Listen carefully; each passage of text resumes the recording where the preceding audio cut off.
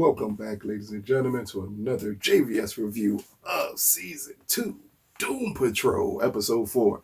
This episode is named Sex Patrol.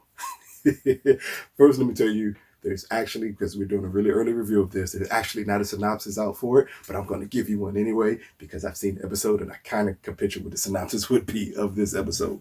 So, as the team gets together to attempt to repair Danny the Brick, the inhabitants of Danny the Street come together to attempt to heal Danny while the team also deals with their personal issues.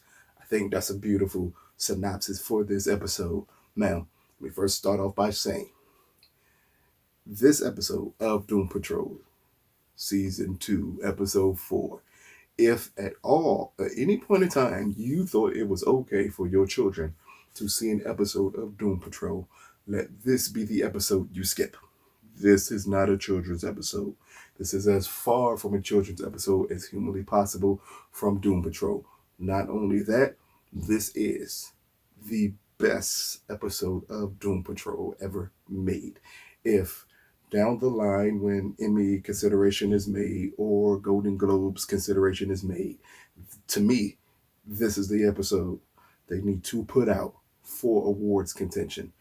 This episode has so many emotional highs, so many amazing moments, some of the best performances from these characters, along with being the most outrageous episode of a television show I have seen in at least 10 years. So, let's quickly get into the episode. So, the episode starts off with a flashback involving Danny, Niles, and Dorothy about where Dorothy was in Danny in Season 1. And through this flashback, we see Niles visit Dorothy, and Danny basically pleads with Niles to stay with Dorothy. He even pleads with Niles to let him know she can't be here forever, ever.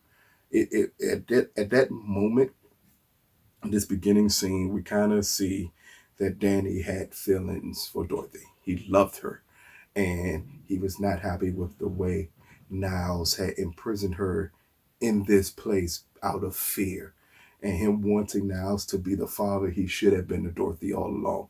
That's why I say from the beginning, this story hits you like an emotional break from the very beginning of this episode with that scene as we see Danny, as the way Danny talks is always in signs and everything else, as he's talking to Niles as he's leaving Dorothy in her, technically her prison.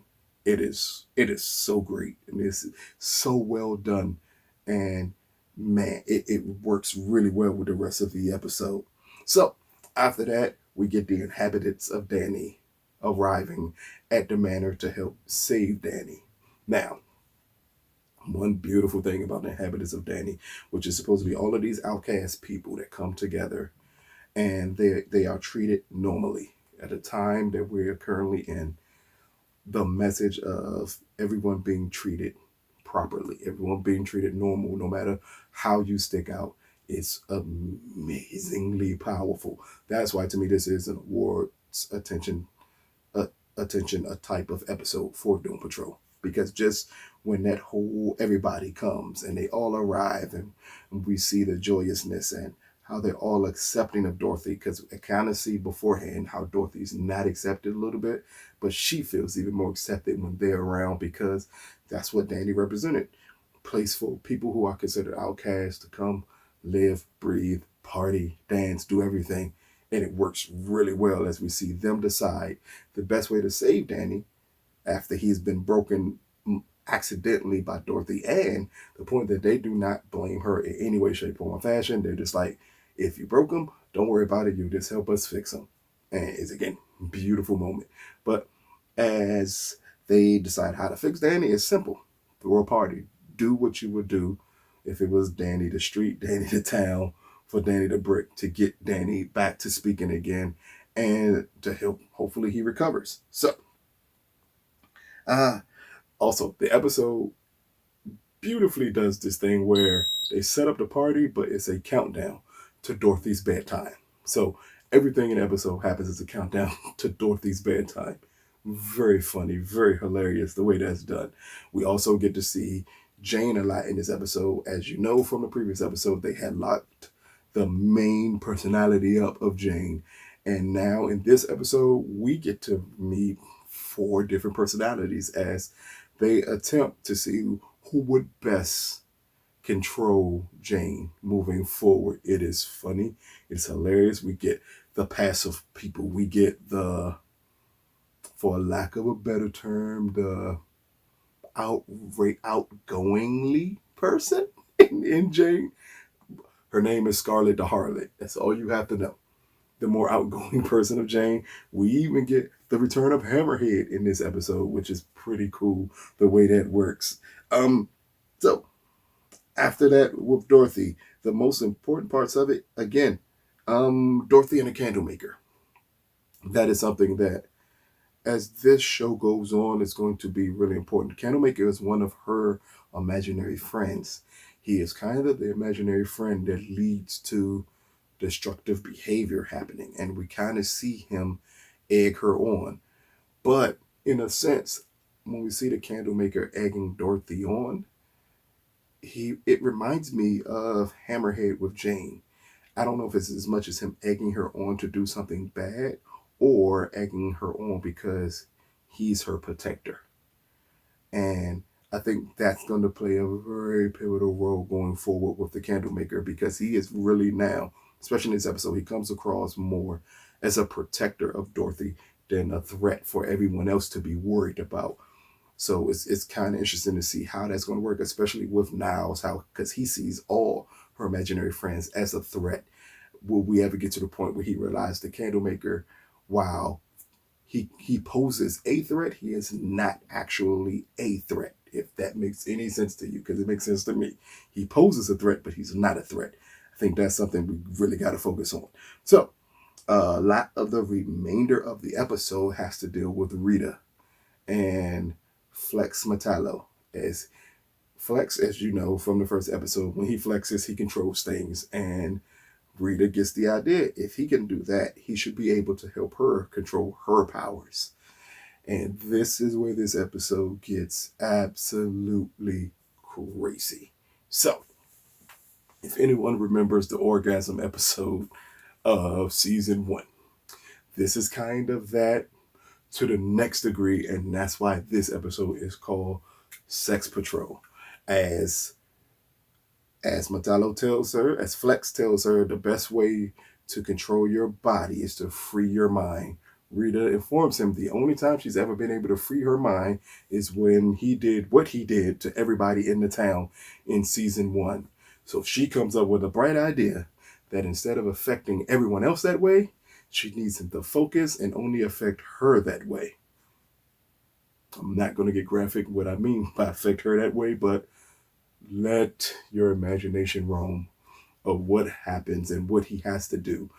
Unfortunately, what he has to do has consequences. I can't go into detail about those consequences without spoiling the rest of the episode, but let's just say it involves the Sex Men, which is a paranormal unit, kind of like the Ghostbusters in the Doom Patrol universe.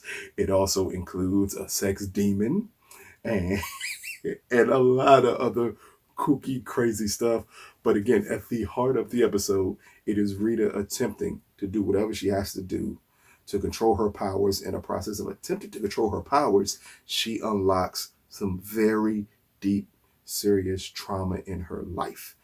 And that to me is the crux of what makes this episode so amazing, that they chose to use that angle to deal with Rita's issues in life and issues in controlling her powers. So along with that, we get a touching scene between Niles and Cliff about their children and about letting free, and Niles does something to Cliff that is absolutely hilarious as we see it. We get a touching moment with Cyborg as he's dealing with feelings that he has now and kind of possibly feelings that he has for Rita.